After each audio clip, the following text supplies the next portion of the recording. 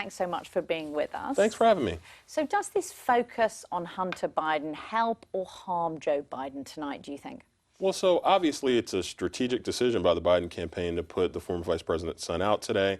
I think their goal is to use this platform as an opportunity to get all the issues out and to really try to reclaim the narrative. The president has wrestled that narrative away from the Biden campaign, and I think their thought process coming into today was, let's use this debate to really reset national understanding about this issue. The risk that they run is that the entire debate becomes about this issue and that it hijacks any other messaging that the Biden folks want to get out.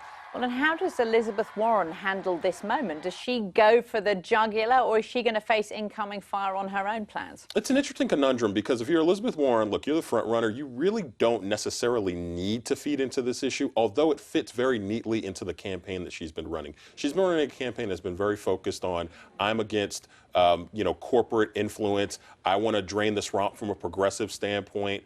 And the Biden issue and the whole idea of influence peddling fits very neatly into the narrative, the story that she's trying to tell. What she does not want to be accused of is carrying Donald Trump's water. So she's got a decision to make about whether or not going after Biden tonight crosses a threshold that she can't come back from. And what about Bernie Sanders? It's a big moment for him coming back on stage after that heart attack. What does he need to do? I think Senator Sanders just needs to be himself. What's interesting is even though he's had these health problems, and he's obviously always been the oldest candidate in the field. He's almost 80 years old.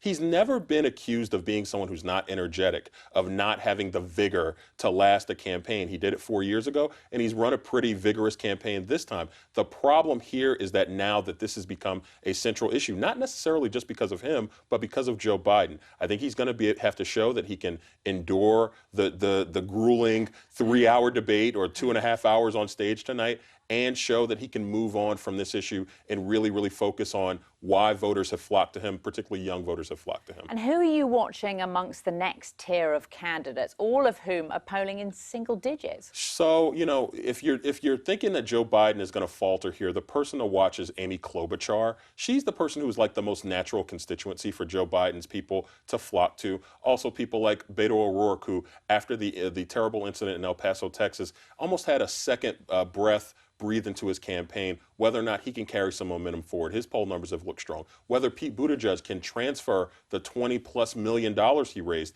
into the type of support that you would expect from a candidate like that. There are a lot of people in that second half of the field that have this opportunity to really show that they can stand on stage and they can take a punch and give a punch.